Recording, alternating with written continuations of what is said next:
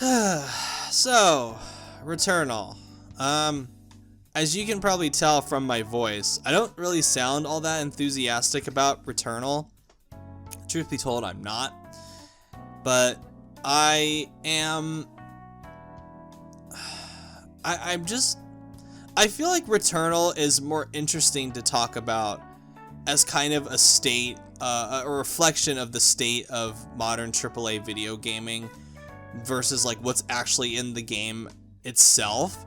Because, you know, it's pretty easy to sum up my thoughts on Returnal. It's very easy to sum up my thoughts in that I think it has a number of good things about it, but I can't recommend it because I think its structure is fucked up, and the lack of any mid-run saves just derails the whole thing into a tedious bore fest once you've dedicated enough time to it. And I don't feel like the story or the art design really do anything special to get you through the tedium unscathed. So those are my TLDR thoughts on Returnal. But outside of the game itself, it just makes me think about how over-reliant we as a community and the game development scene itself, they're so over-reliant on the internet and the progression of how, maybe not easy, but how available things like patches are to send out to the public. Because I think, like, what would have happened to Returnal if it had released in something like the PlayStation 2 era, where patches weren't a common thing, and if a game released buggied and fucked, it would just remain buggied and fucked for its lifespan until maybe a re-release later that they would charge $50 for. And believe me, Returnal would have gotten a fucking re-release if it had released in the state that it was in, and it could not be patched out. Because, oh my lord, at launch, you had, you know, progression bugs tied to the pre-order suits, you had doors that wouldn't open, you had hard crashes, you have a lack of any mid-run saves that are in there that demand you to stay with the game for as long as, like, hours upon hours upon hours on end during a single run if you really want to have a shot at some of the later bosses. It's just, it makes me think that, you know, what a job, what a hell of a job publishers and developers have had over the last few years, you know, systematically beating the common player into submission as far as being grateful for patches, being thankful that a game will be patched later, even if it has ginormous problems at launch, being grateful to these developers.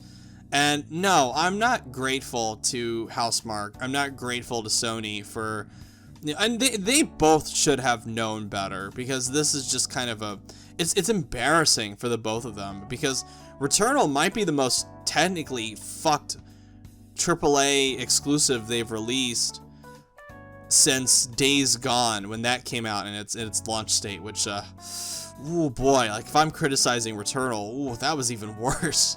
But again, like, eventually, you know, Days Gone got, you know, fixed, ironed out all the bugs, got a nice 60 frames patch, but that doesn't change the fact that Sony thought it was acceptable to release the game in its state. And I'm sure Sony knew about the problems that Returnal had, and yet Sony just were like, fuck it, throw it out there. You know, damn the people that are spending $70 on this thing. You know, fuck it, whatever. But they did, and the results just kind of spoke for themselves. And it makes me sad, because I like Housemarque quite a bit. I've been a fan of theirs since Resogun. I really like that game. I actually love that game. I really like Nex Machina. Not everything they made has really hit home with me, but they're a studio that I rooted for simply because I feel like their core identity as a studio was threatened by the fact that they felt like they had to abandon their arcade roots when they worked on Storm Divers, which is that Battle Royale game that eventually got put on ice in order to fully focus on Returnal. But in a way, I want this game to succeed, so Housemarque is kind of vindicated and they can kind of prove their worth to Sony. But at the same time, I really don't want to encourage this behavior that they can release a game in this fucked up of a state with such giant structural problems and get like an 86 on OpenCritic and get away with it. I kind of want it to kind of not really do that great. And I know that sounds shitty, but it's like, you know what? As I said in my last video about Returnal, I'm not your fucking QA tester. I'm not here to test the game out for you and go, oh, okay, I'll be patient. It'll get better. No. I'm not some like hype paid review YouTuber, influencer, or journalist or whatever. I don't get early code from Sony. I pay for all the games that I get, whether it's, you know, my own money, whether it's from gift cards from friends, stuff like that. It's just, I pay for all my shit. I don't get any free hookups as far as these publishers go.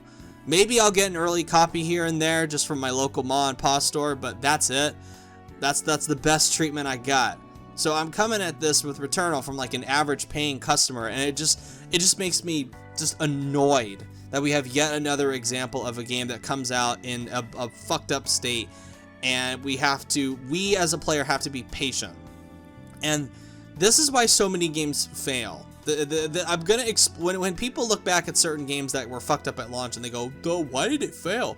I'm gonna tell you why it failed. It's because there are a lot of video games coming out these days, and if your shit, you know, doesn't work at launch, then people are just gonna move on to something else. And that's what I did. Like once the fun factor for Returnal kind of broke on me, I just moved on. Like I haven't touched Returnal in like a week.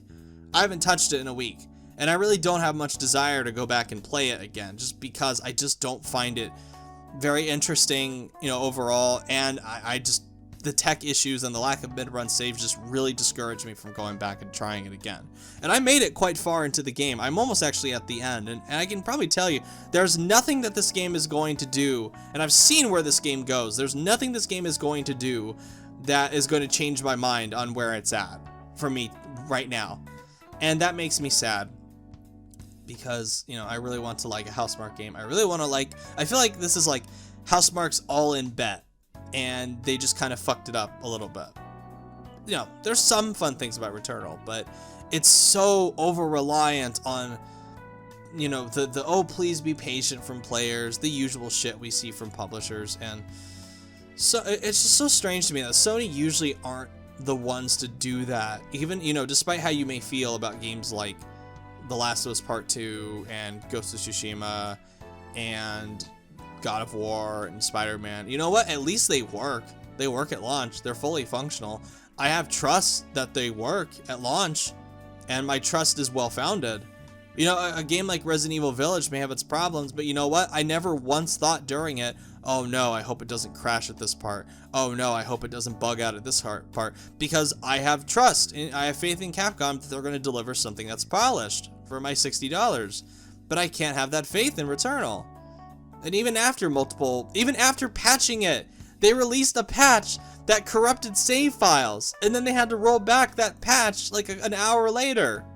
Like, what the fuck? Like, that's something new. I've never heard of that before from, at least as far as I'm concerned, from a Sony, you know, under a Sony game, like we're having to roll back a patch like that. And that hasn't happened in a long time, and I can't think of the last time it happened. So it just Returnal kind of represents an overwide problem of, you know, a wider problem of these developers and publishers having to rely on the patience of players and patch culture. And it's just annoying, and I'm tired of it. And especially if they're gonna bump up the price to $70, they need to make damn sure that it works.